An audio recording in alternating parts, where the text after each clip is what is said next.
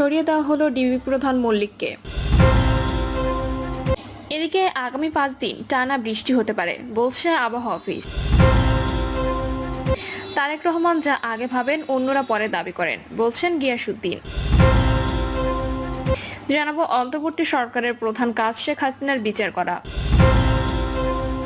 ঢাকার সমাবেশ ইতিহাসের পাতায় লেখা থাকবে বলছেন ফিলিস্তিনের রাষ্ট্রদূত। শুনছিলেন সংবাদ শিরোনাম, এবারে বিস্তারিত। সরিয়ে দেওয়া হলো ডিবি প্রধান মল্লিককে। ঢাকা মহানগর পুলিশের গোয়েন্দা বিভাগের প্রধানের পদ থেকে রেজাউল করিম মল্লিককে সরিয়ে দেওয়া হয়েছে। ডিএমপির কমিশনারের কার্যালয়ের এক আদেশে এই সিদ্ধান্তের কথা জানানো হয়। দিন কয়েক আগে মডেল মেঘনা আলমকে আটক করে ডিএমপির ডিবি, পরে বিশেষ ক্ষমতা আইনে তাকে 30 দিনের আটকাদেশ দিয়ে কারাগারে পাঠানো হয়।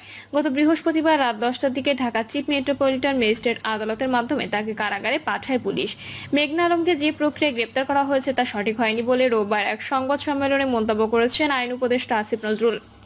রেজাউলকে ডিবি প্রধানের পদ থেকে সরিয়ে দেওয়ার আগেই আদেশ সই করেছেন ডিএমপির কমিশনার শেখ মোহাম্মদ সাজ্জাদ আলী। আদেশে বলা হয়, ডিএমপির অতিরিক্ত কমিশনার রেজাউল করিম মল্লিককে ডিএমপির সদর দপ্তরে সংযুক্ত করা হয়েছে। আদেশে বলা হয়, পরবর্তী নির্দেশ না দেওয়া পর্যন্ত প্রশাসনিক স্বার্থে রেজাউল করিম মল্লিককে তার নামের পাশে উল্লেখিত স্থানে পদায়ন করা হলো। এই আদেশ অবিলম্বে কার্যকর করা হবে বলে উল্লেখ করা হয়েছে। আগামী 5 দিন টানা বৃষ্টি হতে পারে বলছে আবহাওয়া অফিস। আগামী 5 দিন দেশের বেশির জায়গায় বৃষ্টি হতে পারে বলে জানিয়েছে বাংলাদেশ আবহাওয়া অধিদপ্তর। তবে আগামী 24 ঘন্টায় দেশের 7 বিভাগের বজ্রসহ বৃষ্টি হতে পারে বলে জানিয়েছে সংস্থাটি।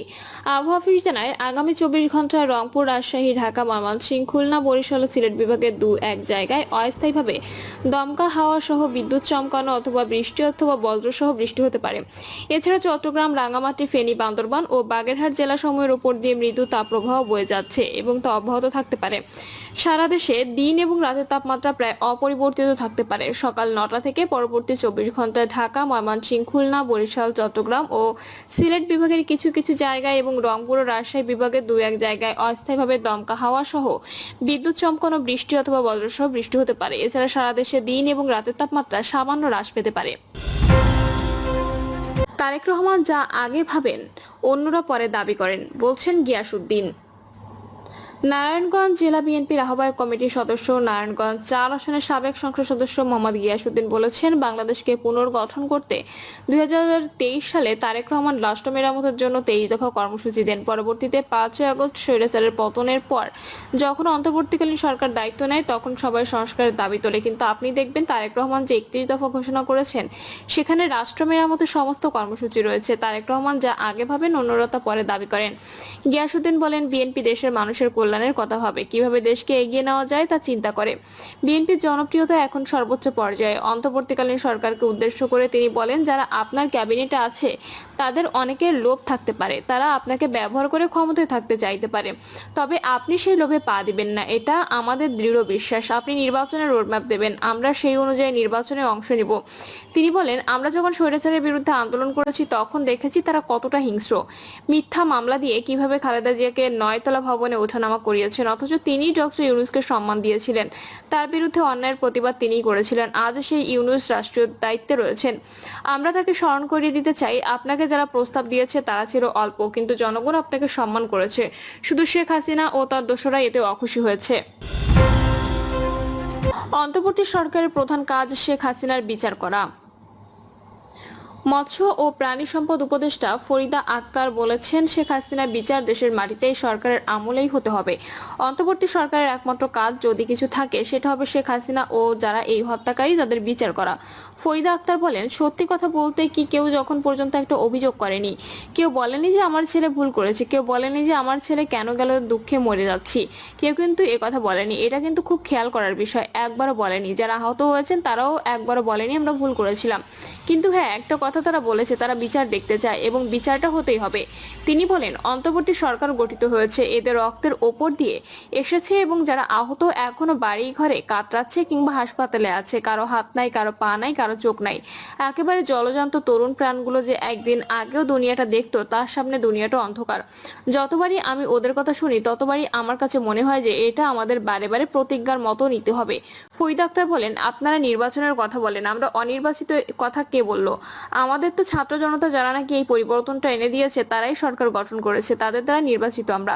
কাজেই আমাদের দায়িত্ব হলো তাদের যে চাহিদা সেটা মেটানো। এটাতে কোনো রকম ভুল ত্রুটি হতে পারবে না। গণহত্যার বিচার আমাদের করতেই হবে। ঢাকার সমাবেশ ইতিহাসের পাতায় লেখা থাকবে, বলছেন ফিলিস্তিনের রাষ্ট্রদূত। বাংলাদেশে নিযুক্ত ফিলিস্তিনের রাষ্ট্রদূত ইউসুফ ওয়াই রামাদান বাংলাদেশের জনগণের প্রতি ফিলিস্তিনের আন্তরিক কৃতজ্ঞতা প্রকাশ করে বলেছেন, ঢাকার মার্চ ফর গাজা সমাবেশ ইতিহাসের পাতায় লেখা থাকবে। তিনি আরো বলেন, এই সমাবেশ প্রজন্মের পর প্রজন্ম ধরে প্রতিধ্বনি হবে। ফিলিস্তিনের রাষ্ট্রদূত বিবৃতিতে বলেন, ঢাকা তার অতুলনীয় আন্তরিকতা দিয়ে বিশ্বকে অবাক করে চলেছে। 12 এপ্রিল বিশ্ব যা প্রত্যক্ষ করেছে তা ইতিহাসের পাতায় ফিলিস্তিনের জনগণের প্রতি সমর্থন ও সংহতির অন্যতম সেরা ঘোষণা হিসেবে লিপিবদ্ধ থাকবে, যা সীমান্ত এবং প্রজন্মের পর প্রজন্ম ধরে প্রতিধ্বনিত হবে। তিনি আরো বলেন, বাংলাদেশের জনগণের প্রাণ শক্তি একটি অকাট্য সত্যকে নিশ্চিত করে। বাংলাদেশ তার পুরুষ ও তার নারী, তরুণ ও বৃদ্ধ উভয়ের মাধ্যমে ফিলিস্তিনি জনগণকে স্বাধীনতা ও স্বাধীনতার সংগ্রাম চালিয়ে যাওয়ার জন্য শক্তি, উৎসাহ এবং নৈতিক প্রতিরোধ প্রদানের সিদ্ধান্ত নিয়েছে। আজ বাংলাদেশিদের মতো মহান জাতি খুঁজে পাওয়া বিরল। এই মহৎ জাতি একটা অপরিবর্তনীয় সিদ্ধান্ত নিয়েছে, একটি ঘোষণা যা কেবল কথাই নয় বরং নীতিগতভাবে খোদাই করা হয়েছে। বাংলাদেশের ইতিহাসে সঠিক দিকে থাকা ছাড়া আর কিছুই মেনে নেবে না। ফিলিস্তিন এবং এর জনগণের ন্যায্য সংগ্রামের পাশে দাঁড়ানো ছাড়া আর কিছুই গ্রহণ করবে না। এই পৃথিবীর প্রতিটি সম্মানিত আত্মার গভীরে বসবাসকারী এই নীতির সাথে তারা কখনো আপোষ করবে না। সমগ্র ফিলিস্তিন থেকে সমগ্র বাংলাদেশের কাছে আমরা এমন এক জনগোষ্ঠীকে আমাদের শুভেচ্ছা জানাই যাদের মহত্ব এবং সাহসী অবস্থানকে ভাষায় প্রকাশ করা যায় না।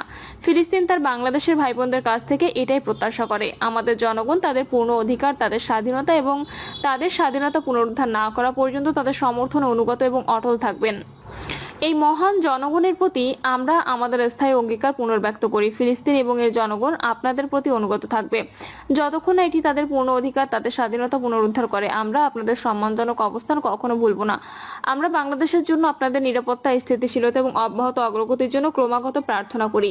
ঢাকার প্রাণকেন্দ্রে আমরা লাল এবং সবুজ রঙের সমুদ্রের উত্থান প্রত্যক্ষ করেছি। ফিলিস্তিনের পতাকার পাশে বাংলাদেশের পতাকা উড়ছে। ঢাকা বিশ্ববিদ্যালয়ের ঐতিহাসিক রাজু স্মৃতি ভাস্কর্যটি এই অসাধারণ দৃশ্যের পটভূমি হয়ে উঠেছে। বাংলাদেশের জাতীয় রং ফিলিস্তিনের সাথে মিশে আছে। সাহসের দুটি পতাকা পাশাপাশি উড়ছে। হাজার হাজার কণ্ঠস্বর, যার মধ্যে শিক্ষার্থী, মা, ইমাম, শিল্পী এবং আরো অনেকে স্বাধীনতা ও ন্যায় বিচারের জন্য একযোগে ধ্বনি তুলেছে।